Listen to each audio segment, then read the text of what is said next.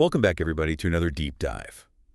We've all been glued to the news as this conflict has been unfolding for over a year now. It's definitely been hard to watch. Right. Since Hamas attacked Israel back in October of 2023, and then with Hezbollah joining the fight, it really brought home how quickly things can change in the region and how these regional tensions can just explode and impact, normal, everyday people. Especially normal people. And that's what I think is so important to remember here. Absolutely. It's not just, countries. These are like families. Yeah. Their lives are being completely disrupted. Absolutely. So that's what we want to focus on in this deep dive. For sure. We want to really keep the focus on, the folks who are caught in the middle of all this. Yeah. So before we kind of zoom out and talk about all the big picture implications, Sure. let's just dive into some of the nitty-gritty of this U.S. brokered agreement. That just took effect early Wednesday morning. So help us understand some of the main points here. Well, so the agreement lays out a formal ceasefire. Okay. And then a 60-day period for Israeli forces to withdraw from southern Lebanon. Got it. And then the Lebanese army would be deployed in their place. Okay. And Hezbollah is going to move its forces and heavy weapons north of the Litani River. So that's kind of creating like a buffer zone. Got it. So essentially a demilitarized zone. Right. And they're also prohibited from rebuilding any infrastructure or weaponry in that area. That makes sense. 60 days, though. Yeah. To reposition. I mean, is that a typical time frame for this kind of thing? Yeah. It's pretty standard for these types of agreements. It gives them time to sort of do a phased withdrawal. Okay. But also keeps the pressure on to do it quickly. Yeah, that makes sense. And what about enforcement? Who's making sure that both sides stick to the plan? Well, so to do that, they've created a 5-country committee to monitor compliance, and that includes the U.S. and France. Okay. So those folks are going to be really busy over the next couple of months, Definitely. making sure everything stays on track. Yeah, their role is going to be crucial because they have to make sure that everything is moving forward. Absolutely. Like as planned. Right. So, okay, we've got the framework. But the million-dollar question is, will it hold? Right. There have been ceasefires in the past, and they haven't always, been successful. Right. They haven't lasted. What's the general feeling about this one? So the initial reaction has been mixed. It's complicated. There's a lot of mistrust between the different parties involved. But President Biden has expressed cautious optimism. Okay. He emphasized the U.S.'s role in securing this deal. Sure. But he also said that Israel has the right to defend itself. Right. If the agreement is violated. Okay, so that's a pretty carefully worded response. Yeah. It definitely acknowledges how delicate the situation is. Yeah. What about Israel's leadership, though? How have they responded? So Prime Minister Netanyahu has been more cautious, I'd say. Okay. He accepted the deal, but he made it clear that how long it lasts depends entirely on Hezbollah's actions. Right, so that trust but verify approach. Exactly. And he's also said that Israel's military is still free to act if they feel threatened. So reading between the lines, it seems like there's a bit of a wait-and-see attitude. Yeah. From the Israeli side. Yeah. Not exactly, a full-throated endorsement. Right.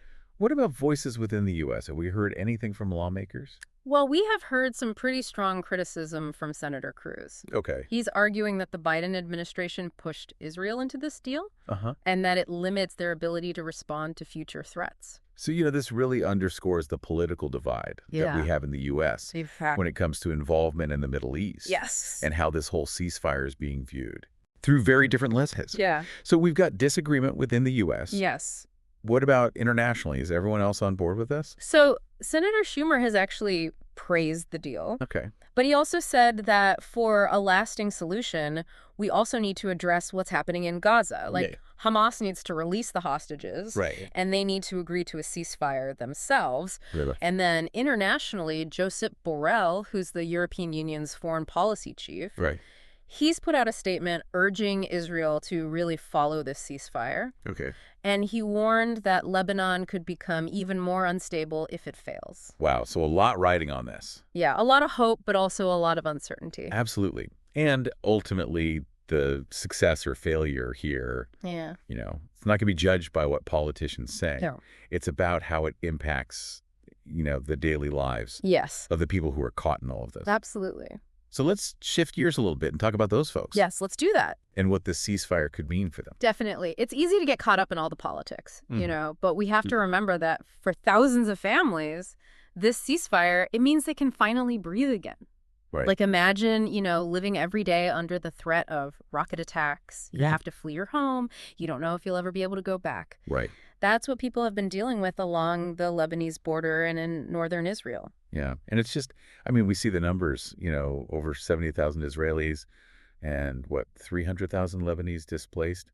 But the numbers just don't capture, No. what that actually means for people's lives. This doesn't even begin to describe The it. disruption, the fear, the just complete exhaustion. Yeah, and think about those families Right. huddled in shelters for months, separated from loved ones, not knowing what's next. Yeah. Or, the children who've grown up with sirens and explosions as just a normal part of life. Yeah. That's going to leave a mark. Absolutely. I was reading an account from a mother in northern Israel, and she was talking about how her kids are now terrified of any loud noise. Oh, wow. Like even a car backfiring sends them running for cover. Oh, gosh. So this ceasefire, it's not just about rebuilding buildings. Right. It's about rebuilding lives. It's about healing, Mm. and it gives people hope, Sure, but it's a long road ahead. it is. Can you imagine coming back to your neighborhood and it's just rubble? Yeah. Your home is damaged or destroyed. Everything's different. Right. It's hard to know where to even start. It is. And then beyond, the physical rebuilding, Yeah, just trying to get back to some sense of normalcy. exactly. Routine kids need to go back to school. Families need to work. Right. Get back to their jobs. Communities need to come together. They need to heal. And that's a huge undertaking. It is. It's going to require so much support and resources.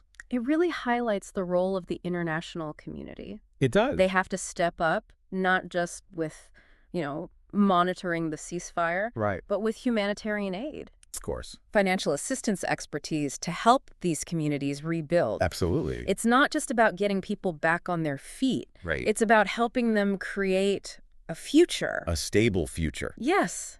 A future where this doesn't happen again.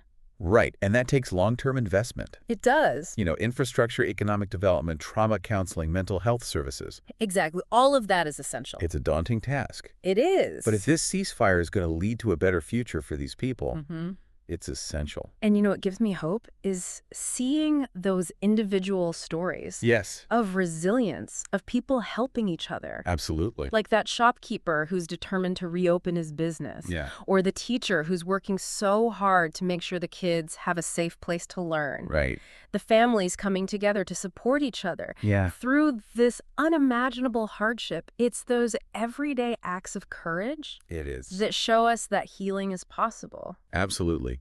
We've talked about what this ceasefire could mean for people on the ground. Huh.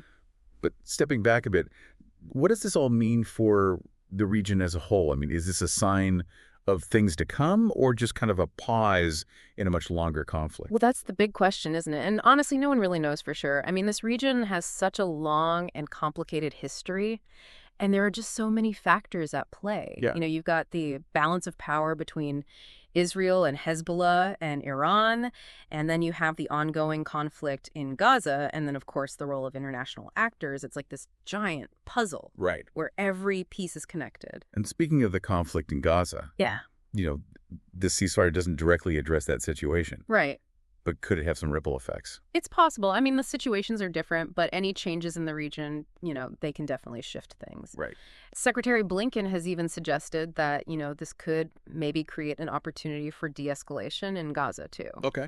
But then you have analysts like Citrinovich who are a bit more cautious. And they're saying that Hamas might actually see this as a chance to regroup and maybe even escalate things. It's a lot of uncertainty, a lot of Yeah, wait and see. Exactly. But, something you mentioned earlier was that, all sides are just exhausted. Yeah. Could that actually be a key factor in making the ceasefire stick? Oh, absolutely. I think so. I mean, over a year of fighting has taken a huge toll on everyone. There's definitely a sense of weariness, Yeah. A real desire for stability. Yeah. And I think that could be really powerful. Right, because no one wants to see their kids grow up Right. in a war zone. Exactly. No one wants that for their children. And that feeling, that shared sentiment, I think that could be a really strong motivator for peace. It makes sense. But, just wanting peace isn't enough. No, it's not. What should we be looking for in the coming weeks and months to see if this is actually working? Well, first and foremost, we need to see a real drop in violence. Are Okay. both sides sticking to the agreement? Are people able to go home safely? Those are the most important signs that things are moving in the right direction. Okay, so beyond just the absence of fighting, what else should we be paying attention to? We'll keep an eye out for signs of rebuilding and reconstruction. Okay. Are aid organizations able to get into the affected areas and provide help? Are businesses starting to reopen? Hmm. Are schools and hospitals functioning? All of those things are indicators that a society is starting to heal. It's a long road ahead. It is. And even if this ceasefire holds, the scars of this conflict are going to be there for a long time. That's true. And we can't forget that real peace, it's more than just not fighting. Right. It means dealing with the root causes of the conflict, encouraging dialogue and reconciliation, building trust. It's a long and difficult process, It is. but it's absolutely necessary if we want to see a lasting peace in this region. Well said. And as we wrap up this deep dive, I think it's important to remember those stories of resilience and hope Mm. that we talked about. The families going back home, the communities rebuilding.